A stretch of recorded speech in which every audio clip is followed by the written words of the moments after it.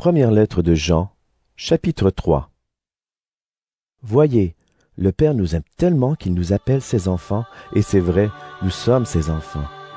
Mais le monde ne nous connaît pas parce qu'il n'a pas connu Dieu. Amis très chers, dès maintenant, nous sommes enfants de Dieu, mais ce que nous serons plus tard, cela reste encore caché. Voici ce que nous savons, quand le Christ paraîtra, nous le verrons comme il est, alors nous lui ressemblerons. Tous ceux qui espèrent cela du Christ se rendent purs comme lui est pur. Tous ceux qui commettent des péchés luttent contre Dieu. En effet, commettre des péchés, c'est lutter contre Dieu. Vous le savez, Jésus-Christ est venu pour enlever les péchés, et en lui il n'y a pas de péché. Tous ceux qui restent unis à lui ne commettent plus de péché. Tous ceux qui commettent des péchés ne voient pas Jésus-Christ, ils ne le connaissent pas non plus. Mes enfants, faites attention, ne vous laissez pas tromper. Si quelqu'un fait ce qui est juste, il est juste comme Jésus-Christ est juste. Si quelqu'un commet des péchés, il appartient à l'esprit du mal parce que l'esprit du mal est pécheur depuis le début. Pourquoi le Fils de Dieu est-il venu? Il est venu pour détruire les actions de l'esprit du mal. Tous ceux qui sont enfants de Dieu ne commettent plus de péché. En effet, la parole de Dieu reste en eux comme une semence. Ils ne peuvent plus commettre de péché parce qu'ils sont enfants de Dieu. Voici comment on distingue les enfants de Dieu et les enfants de l'esprit du mal. Tous ceux qui ne font pas ce qui est juste ou qui n'aiment pas leurs frères et leurs sœurs, ils n'appartiennent pas à Dieu. En effet, voici le message que vous avez entendu depuis le début. Aimons-nous les uns les autres. Ne faisons pas comme Caïn. Il appartenait au mauvais et il a tué son frère. Pourquoi est-ce qu'il l'a tué?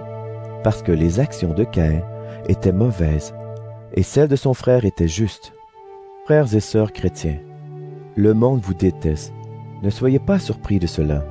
Mais nous avons de l'amour les uns pour les autres. C'est pourquoi nous le savons. Autrefois nous étions morts, mais maintenant nous sommes entrés dans la vie. En effet, celui qui n'aime pas reste dans la mort.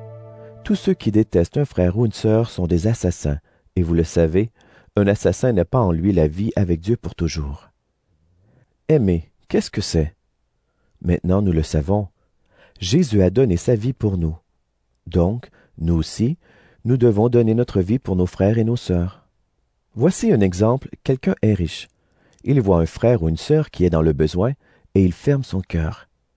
Est-ce qu'on peut dire qu'il aime Dieu? Mes enfants, n'aimons pas avec des paroles et avec de beaux discours, mais avec des actes. Ces actes montrent que notre amour est vrai. Par là, nous saurons que nous appartenons à la vérité et devant Dieu, nous rendrons la paix à notre cœur. En effet, si notre cœur nous accuse, nous le savons, Dieu est plus grand que notre cœur et il connaît tout.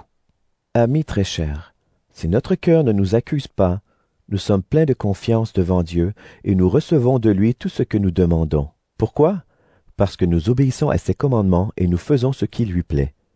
Voici ce que Dieu commande. Nous devons croire au nom de son Fils Jésus-Christ et nous aimer les uns les autres comme le Christ l'a commandé.